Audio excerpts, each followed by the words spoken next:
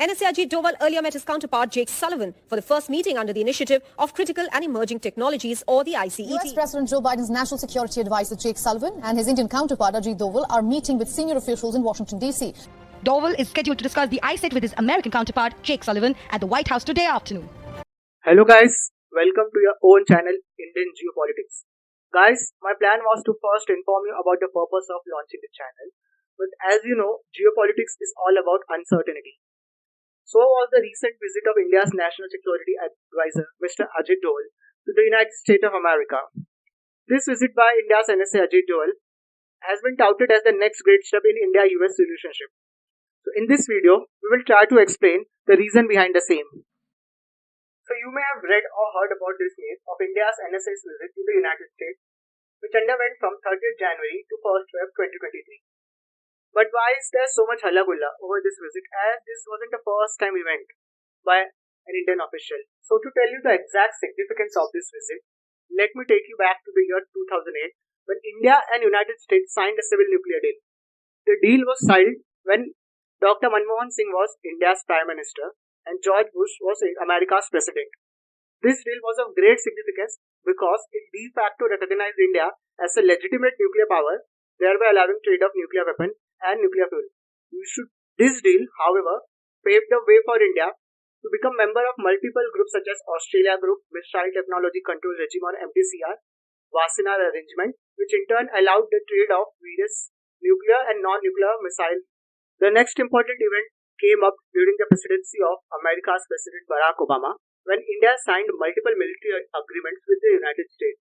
It was during his tenure that the United States had realized the threat China poses to itself and the liberal democratic world order, and thus it launched its pivot to Asia policy, with South Asia and especially India and Southeast Asia at its center. The policy of pivot to Asia was touted as a failure, and thereby the United States, under the presidency of Donald Trump, launched an Indo-Pacific strategy with India at its center. Though President Donald Trump's tenure was in various controversies, from India's perspective, it was a golden period, because it was during this period that India was openly accepted as the only country on this planet with the sheer size and capacity at parity to counterbalance and contain China. Following the Indo-Pacific strategy, the current US President Joe Biden has made it clear in multiple summits like that of Quad and Indo-Pacific Economic Forum Summit that US will not only engage with India, but it will actively support the rise of an economically and militarily stronger India in Asia, so as to contain the China's aggressive policy across the world. The visit of India's NSA Ajit Doval is outcome of that very same initiative, where the most important bone of contention between United States and India, that is the transfer of high-tech US technology to India, will be addressed. And this is the reason why this visit is touted as a game changer in India-US relationship. It will also boost Indian manufacturing, especially defense manufacturing, which will in turn help India become a self-reliant or Atmanirbhar country from military or defense perspective. The most significant part of this visit, which makes it once again a historic one, is the agreement between the American giant General Electric and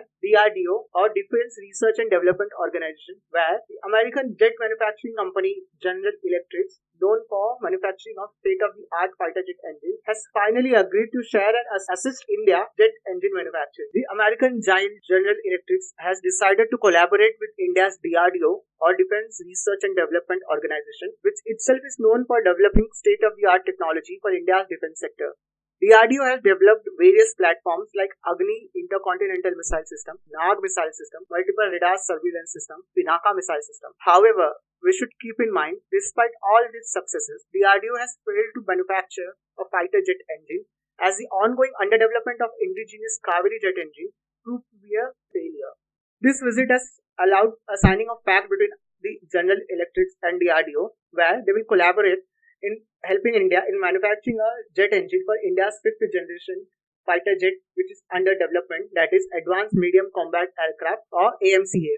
This comes at a time when China, India's geostrategic and geopolitical rival, has already gained an edge by developing its own fifth generation fighter aircraft, Chengdu J-20, though the jet engine used for its aircraft has no match to the American manufactured jet engine. This in turn will give India an edge over Chinese fifth generation fighter jet, as India will get a better quality jet engine from an American company. The two countries have agreed to collaborate in other sectors like artificial intelligence, semiconductor manufacturing, telecommunication sector like 5G and 6G. This will allow India to use its already existing robust digital infrastructure to ride onto the boat of the fourth industrial revolution.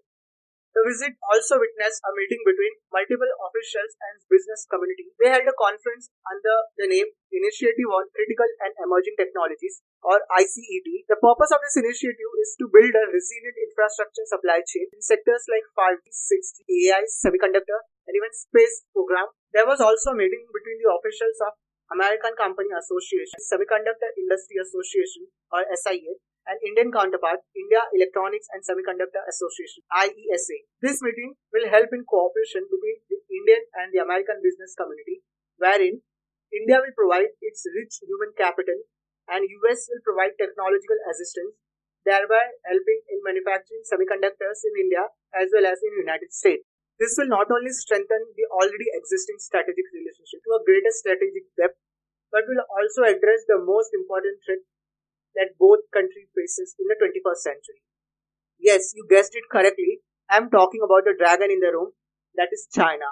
As multiple geopolitical and geostrategic scholars have reiterated time and again that the India-US relationship will be of global consequence or significance with its wide-ranging implication in the 21st century, not only on Asia but for the rest of the world.